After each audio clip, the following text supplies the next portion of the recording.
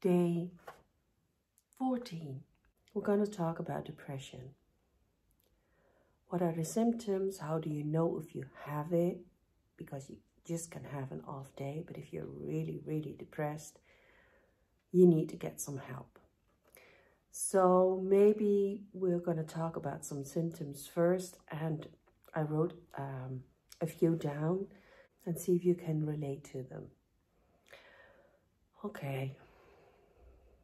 Symptoms that could be a sign of depression: feeling sad, anxious, empty, feeling hopeless, worthless, pessimistic, crying a lot, feeling bothered, annoyed, angry, loss of interest, no hobbies. The things you once enjoyed, you do not enjoy any longer. Decreased energy or fatigue. Difficult concentrating, remembering, making decisions is hard. Moving or talking slowly. Difficulty sleeping. Early morning awakenings or oversleeping. Appetite and weight changes. Chronic physical pain with no clear cause, and that doesn't get any better with treatment. Headaches, aches, pains, digestive problems, cramps, thoughts of death, suicide, self-harm, or suicide attempts. All these symptoms can be experienced different. And it depends if you're like male, female, adolescent, or a child.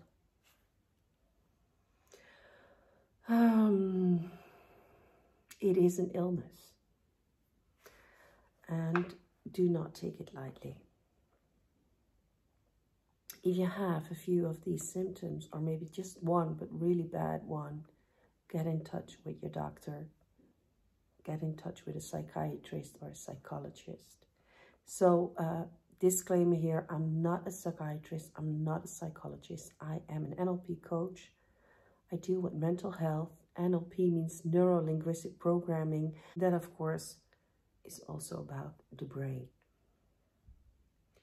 Depression is an imbalance of the neurotransmitters. How can I explain that? You have a few neurotransmitters: norepinephrine, serotonin, and endorphins. And if they're imbalanced, you could experience depression. Somewhere along the line in your life, you may have experienced a situation where you felt unloved or unsafe, unheard, unrecognized. And that gave you a depressed feeling. That made something in your head go out of balance. The weird thing about the brain is it remembers. The neurotransmitters react the same way if a similar situation occurs. It can be small, but they will do the same. So you get this imbalance and you feel depressed. It's a bit like muscle memory, but that's a positive thing. You go to the gym and you work out and you get a lot of muscles. Even if you don't work out for a while, when you start, you go up to that point very easy again. And then you have to do some extra work to grow. It's muscle memory. Your body knows where it was and you get there really fast. But that's also in a negative case with the imbalance in your brain. If you have experienced the imbalance in a certain situation, the next situation will put you in that imbalance immediately again. That's why if you have severe depression, you might need some medication. I'm not saying you have to, but if you think you do, go see a doctor. But in my opinion, medication is not enough, because the medication will bring you in balance right now. But you'll need more and more and more adjustment if the situation keeps on occurring. It's like if you break your wrist. You need medication for the pain, but it won't heal your wrist. It won't heal your bones. You need more for that.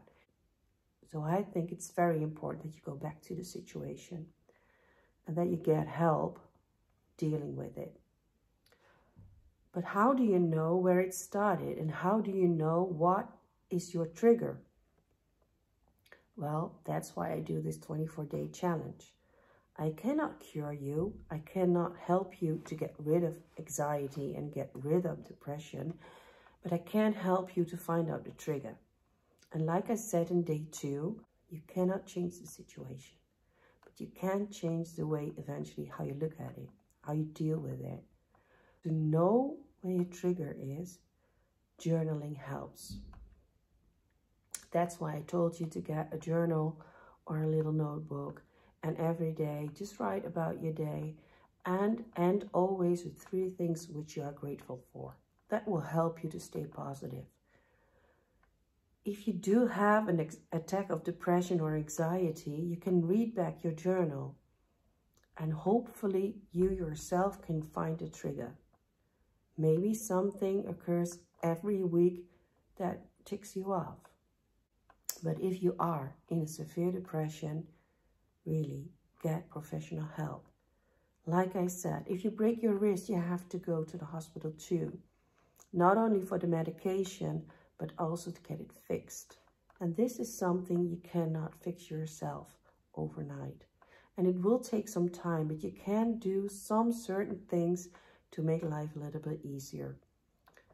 Like I said, journaling helps a lot. Writing down the things you're grateful for helps a lot. Yesterday, I told you about a moral story, and even if you think you have flaws, they may be blessings in disguise. Meditation helps a lot too. We'll do one tomorrow. And later in this challenge, I will do some more. Being positive, that's something you have to practice. But I can tell you that if you keep on repeating the negative, if you're going to say every day what is wrong with your day, what is wrong with you, what is wrong with your life, you'll never get out of it. It is what it is. You can write it down at the end of the day. Just be objective. Tell about your day and end with 3 positive things. Like I said, this is not an easy conversation to have. And I hope you understand when I say, do not think I can cure you. I cannot. But I hear you. I feel for you. And if you recognize yourself in my story and in the symptoms I just described, please get some help, professional help. Online, in real life, do get help. But also know there's nothing you could have done to prevent this. This is not within your power. It is within your power to recognize what happened and to fix it. Try to fix it. With help, maybe with medication. But there's nothing you could have done to prevent it. There's a lot of people right now who are depressed. And let's be honest, there's a lot going on in this world to be depressed about. So that's why I always say, be nice, because that won't cost you. Try to be nice, especially to yourself. Don't be too hard on yourself. Don't punish yourself if you have a day where you don't want to get up. You want to be in your bed with a duvet over your head. Sometimes just give in, just for one day. Give in. Take your time. But then figure out what to do to make yourself a little bit happier. Like I said before, favorite music can do a lot. Journaling can do a lot. Meditation, a lot. Get in touch with the people who really love you, who do not judge you. Call them. Write down the things you're grateful for. Write down the things that are good in life. All these little things will reprogram your brain. I know it sounds weird, but if you think about it, it's just as weird that your brain did the imbalance when you got in a depressed situation. You can reverse it. Maybe you cannot do it by yourself, but it is doable, but you need help. Well, that's it for today. I have to be honest, I taped this video like over 4 times now. I'm not satisfied at all, but that's because I want to do you justice. I want you to know I do not think lightly about this, and it hurts me.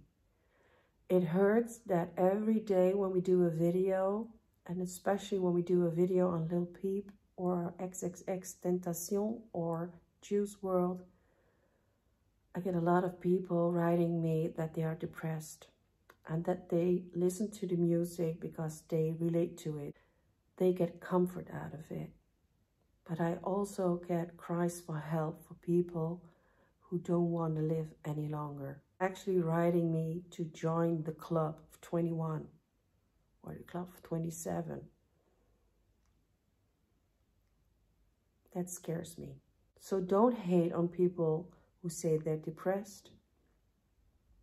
Do not hate at all. Help each other, support each other. And please, next time we do a sad video, I would really like to get a DM of someone who can see it the other way now, because they are journaling, because they do meditation, and because they know now they're worth it and that they're unique and that they all deserve the best for themselves. So I end like always, bye-bye, be nice, and I see you tomorrow.